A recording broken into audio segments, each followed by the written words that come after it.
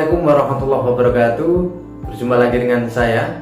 Kali ini saya akan mengajak Anda para siswa kelas 12 untuk belajar bahasa Indonesia mengenai bab surat lamaran pekerjaan. Pada pembelajaran daring melalui Google Classroom tempo hari, saya mendapat banyak pertanyaan dari para siswa. Bagaimana sih cara membuat surat lamaran pekerjaan yang baik? Apa saja bagian-bagian surat lamaran pekerjaan? Dan banyak pertanyaan lagi seputar surat lamaran pekerjaan. Perlu Anda ketahui bahwa surat lamaran pekerjaan merupakan jenis surat pribadi. Namun, meskipun ia tergolong dalam surat pribadi, perlu Anda ketahui bahwa surat lamaran pekerjaan disusun menggunakan bahasa formal.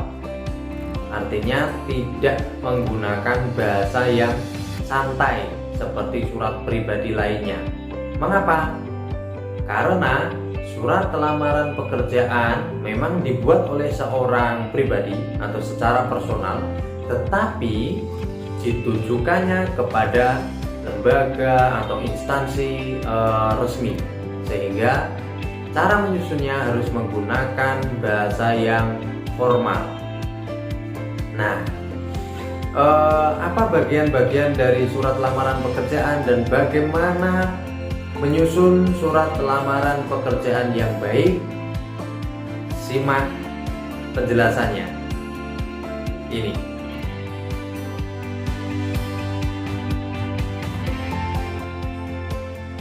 Sambil menyimak penjelasan ini, akan lebih baik jika Anda menyimak pula buku paket Bahasa Indonesia kelas 12 terbitan Kemendikbud edisi revisi tahun 2018, berada pada halaman 16. Bagian-bagian surat lamaran pekerjaan sudah ada penjelasannya di buku tersebut, dan ini contoh penerapannya. Yang pertama, ada bagian tempat dan tanggal pembuatan surat, yakni Semarang 27 Juli 2020. Penulisannya tidak boleh disingkat-singkat atau ditulis dengan menggunakan angka saja. Misal 27 strip 07 strip 2020. Tidak boleh seperti itu. Ya, jadi ditulis seperti ini. Lengkap 27 Juli 2020. Kemudian pada bagian kedua, yakni ada lampiran dan hal atau hal dan lampiran. Hal boleh ditulis dengan istilah lain perihal. Tidak ada masalah, pilih salah satu. Kemudian diikuti dengan tanda titik 2, lalu lamaran pekerjaan. Yang perlu Anda ketahui ialah L dari kata lamaran ditulis dengan huruf kapital. Untuk bagian lampiran tidak boleh disingkat dengan istilah lam titik, LAMP titik, tidak boleh begitu, tapi ditulis apa adanya, lampiran. Kemudian yang perlu Anda ketahui juga, setelah tanda titik 2, satu bundel, ya, S-nya kapital, ditulis dengan huruf bukan angka 1. Satunya ditulis dengan huruf, tidak dengan angka. Satu bundel, barangkali bundel Anda berpikir semacam itu, tetapi inilah yang baku, bukan bendel seperti yang selama ini barangkali pernah Anda baca atau Anda temukan dari berbagai contoh surat lamaran pekerjaan. Yang baku menurut Kamus Besar Bahasa Indonesia yakni bundel, bukan bendel. Ya, atau jika toh Anda mau menulis dengan versi lain juga boleh, misal 5 lembar boleh, tidak masalah. Kemudian bagian berikutnya yaitu penulisan alamat surat. Penulisan alamat surat boleh disingkat YTH, boleh juga ditulis tanpa penyingkatan berupa yang terhormat. Lalu dilanjutkan dengan tujuannya, yakni Kepala SMA Kesatrian 2 Semarang, Dr. Andes Sunarno MSI.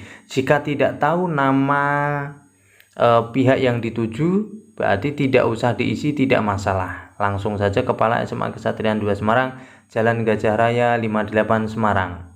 Seperti itu. Yang perlu Anda garis bawahi ialah penulisan jalan tidak boleh disingkat JL ataupun JLN titik. Langsung ditulis seperti ini. Kemudian karena posisi di bagian depan nama ada gelar, maka tidak perlu diberi sapaan Bapak ataupun Ibu jika seandainya perempuan yang dituju. Tapi seandainya tidak ada gelar di depan, maka boleh saja disertai dengan sapaan Bapak Sunarno MSI, misal tidak ada DRS-nya atau gelar di depan nama, boleh. Tetapi jika seperti ini kondisinya, maka tidak perlu ditambahi atau tidak perlu menggunakan istilah sapaan Bapak ataupun Ibu bagi perempuan. Lanjut pada bagian berikutnya, yakni salam pembuka. Dengan hormat, tandanya koma, aturannya seperti itu. Kemudian dilanjutkan pada alinea pembuka, diawali dengan huruf kapital. Biasanya alinea pembuka ini berisi tentang ungkapan si penulis surat lamaran pekerjaan mendapatkan informasi lowongan pekerjaan itu dari mana, seperti itu.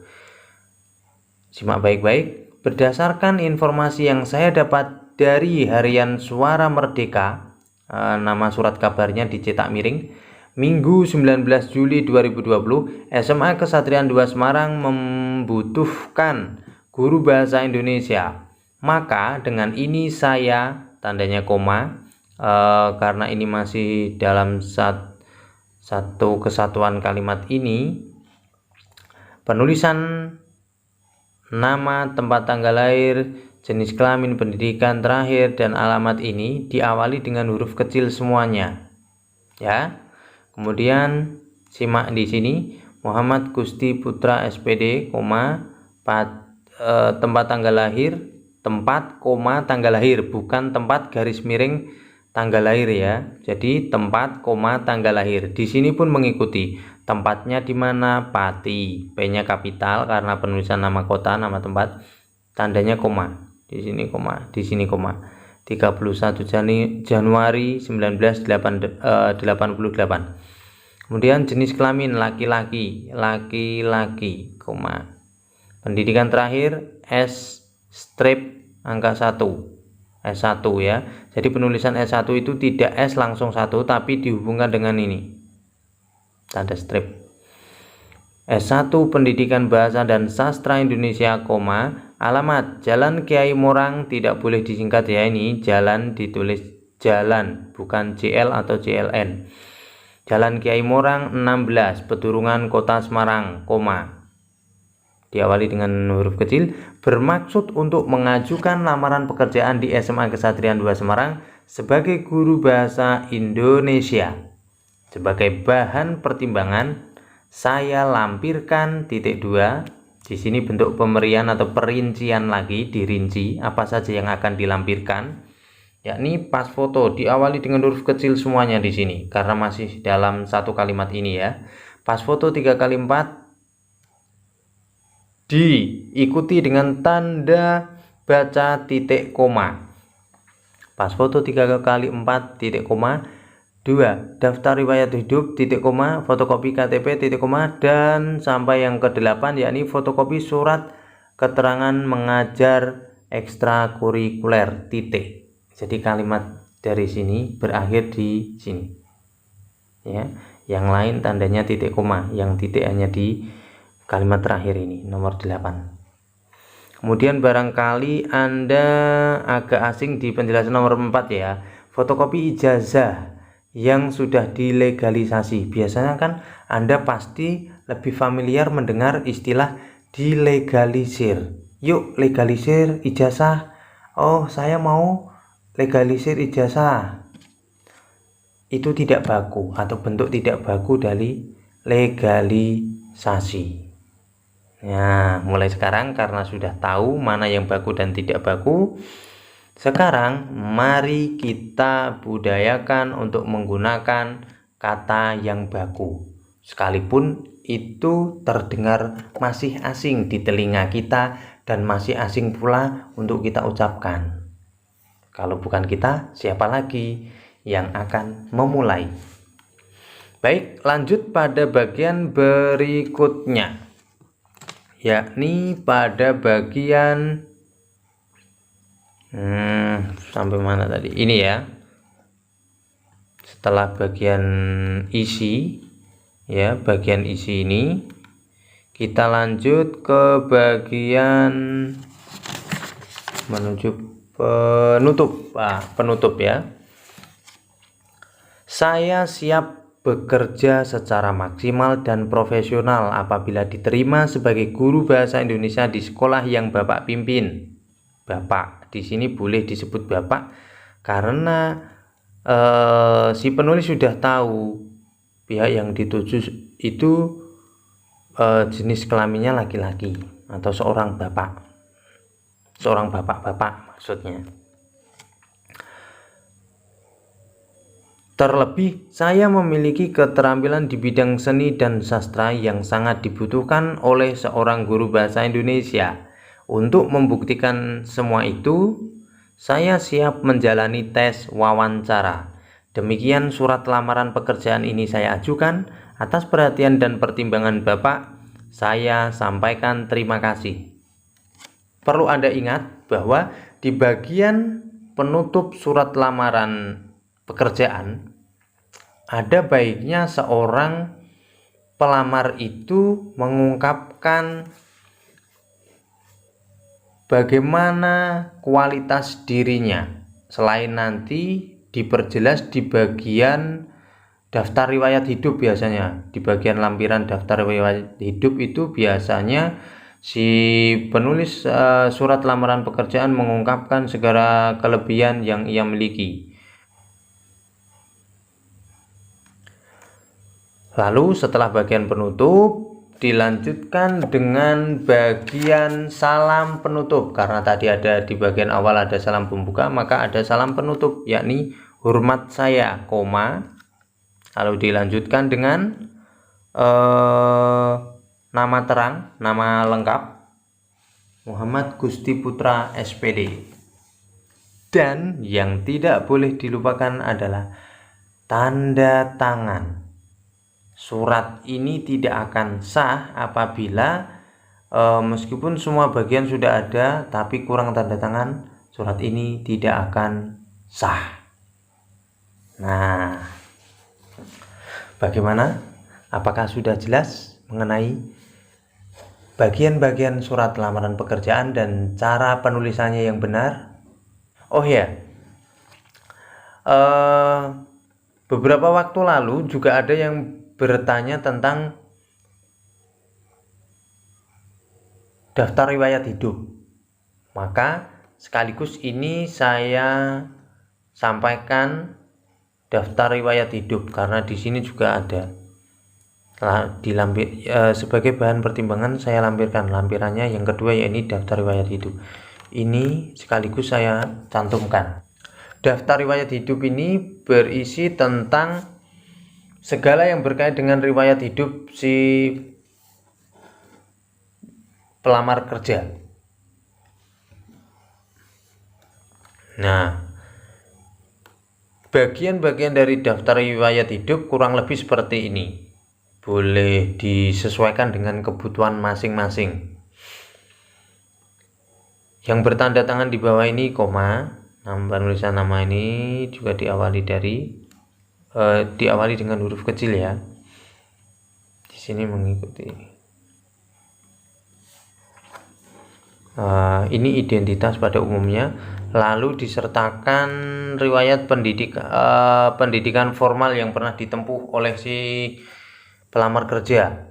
Jadi tahun berapa sampai berapa, jenis sekolahnya SD, SMP, SMA, lalu perguruan tinggi. Kemudian setelah bagian tersebut boleh juga disisipkan barangkali memiliki prestasi apapun. Tentu saja akan lebih baik jika prestasi tersebut memang sesuai atau ada kaitannya dengan bidang pekerjaan yang akan dituju. Setelah mencantumkan bagian prestasi yang pernah diraih, apa saja misal memiliki seperti itu, tentu bagian ini tidak sekadar ditulis begini, tapi dibuktikan dengan adanya sertifikat atau piagam penghargaan ya, seperti yang telah ditulis dalam bagian lampiran ini. Nomor ini 7, fotokopi piagam dan sertifikat. Nah, kan sudah tersebut di sini ya. Jadi misal juara 3 lomba menulis ini, nanti ada bukti fotokopi, sertifikat atau piagam penghargaannya dan seterusnya. Ini yang ditulis biasanya tetap akan berpengaruh terhadap kemantapan atau keyakinan untuk diterima. Jadi tim seleksinya biasanya akan, wah ini keren, seperti itu. Kemudian bisa juga diungkapkan atau dicantumkan pengalaman berorganisasi jika memang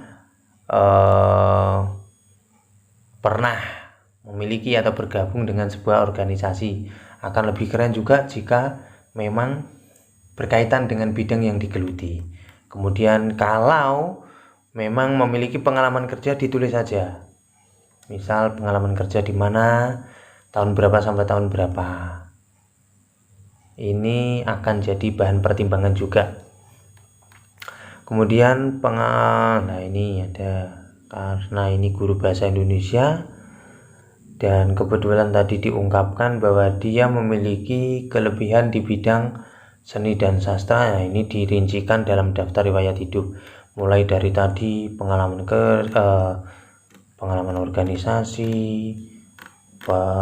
prestasi yang pernah diraih, kemudian pengalaman pentas, ini banyak sekali, lalu pengalaman menyutradarai. Nah, lalu ditutup dengan demikian daftar riwayat hidup ini saya buat dengan sebenarnya, Semarang 27 Juli 2020.